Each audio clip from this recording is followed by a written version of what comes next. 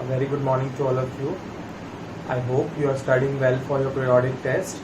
So now today we'll revise the back exercise question answers of chapter number 1 of biology, that is crop production and management. So question number 3 is give 2 examples of kharif crops and rabi crops. So example of kharif crop means the crops which are sown in rainy season. So these are paddy and maize, and rabi crops, 2 examples which are sown in winter season are called rabi crops. Examples are wheat and gram. Okay, so now let's move on to question number 4. Write a paragraph in your own words on each of the following. The first part is preparation of soil. Preparation of soil, as we have learned, it is the first agricultural practice. It is the first step in this process. Soil is prepared for sowing. It includes turning and loosening of the soil by the plow, hoe or cultivator. This is known as plowing or tilling. It brings the nutrient-rich soil to the top and makes the soil porous, which promotes plant growth. So what happens? Plowing is the first step in agricultural practice. So it is like loosening and turning the soil.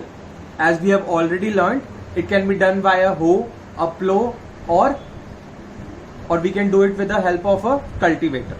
So this plowing process helps in the proper mixing of the soil, and it brings the nutrient rich soil to the top, which helps in the plant growth. Got it? Now the next part is sowing. The next part is sowing. So the sowing is the process of placing the seeds in the soil. Before sowing, good quality seeds are selected for better yield. For better production, good quality seeds are selected. The seeds should be sown at proper distance and depth. We have learnt in the process of sowing that the seeds should be sown at proper distance, means there should be equal distance between the seeds and they should be placed at proper depth. Seeds can be sown with the help of a traditional tool, sowing methods, traditional tool or a seed drill. The seeds should be properly covered by the soil after sowing. Means after sowing the seeds should be properly covered. Now next is, what is weeding? The unwanted plants that grow naturally along with the crops are called weeds. Means the unwanted, undesirable plants that grow naturally along with the crops are called weeds. They compete with the crop for space, water, light and nutrients. We have learnt it before.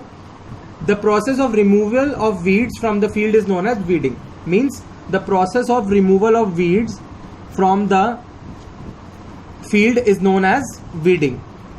The weeds can be removed by the following methods. The process of weeding can be done by following methods.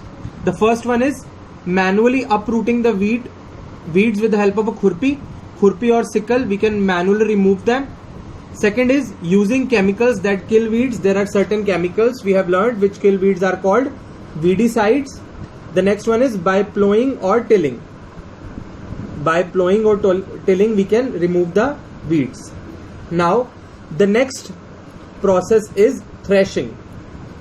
Threshing is, as we have learned, the process of separation the grain or seeds from the chaff, from the extra material, is called threshing.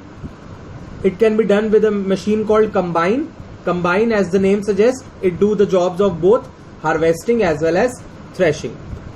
All of you listen very carefully that MCQs can be made from the back exercise questions also. So you have to learn them and understand them very carefully.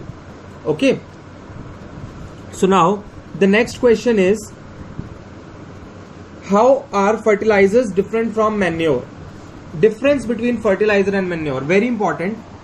When we see what is a fertilizer, it is a chemical inorganic substance. It is a chemical substance.